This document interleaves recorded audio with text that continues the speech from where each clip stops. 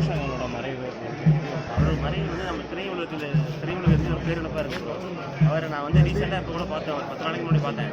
நல்லா தான் இருந்தார், எங்களோட பேசின ஒரு ஃபங்க்ஷனுக்கு வந்தார். அப்போ வந்து நல்லா தான் இருந்தார், எங்களோட பேசின தம்பி நல்லா இருக்கா தம்பி அப்படின்னு கேட்டார்.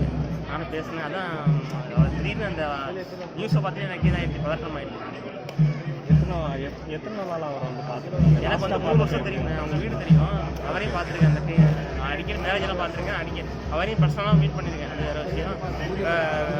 கிங்காங் மேரேஜுக்கு வந்தார், அப்போ கூட எங்கிட்ட பேசினார். தம்பி நல்லா இருக்கியாப்பா, என்ன ரொம்ப நாளாக பார்க்க முடியல. அவரும் பேசினார், தெரியும், ஒரு வீட்டில் பார்த்துருக்கேன். அவர் சும்மா சாதாரண இல்லை, எப்போ அவர் வீட்டுக்கு வரலாம். நம்ம மற்ற நடிக்கிறது வர முடியாது, அவருக்கு வீட்டுக்கு வரலாம், அது ஈஸியாக பார்க்கலாம். ஈஸியாக இருக்கும், ஜென்டூடாக அவர் எல்லாத்தையும் பேசுவார். மற்ற அதான் நல்ல மனிதர்.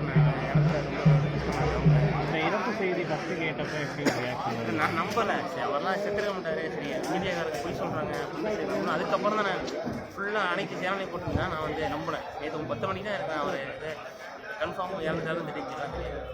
இப்போ அவர் வீட்டில் வந்து ஃபங்க்ஷன் வேறு வச்சுருந்தாரு, காது குத்து. ஆமாம் ஆமாம். அந்த டைமில் ஆமாம், இறந்துட்டாரு. ஆமாம், இதுக்கு நீங்கள் என்ன சொன்னாங்க?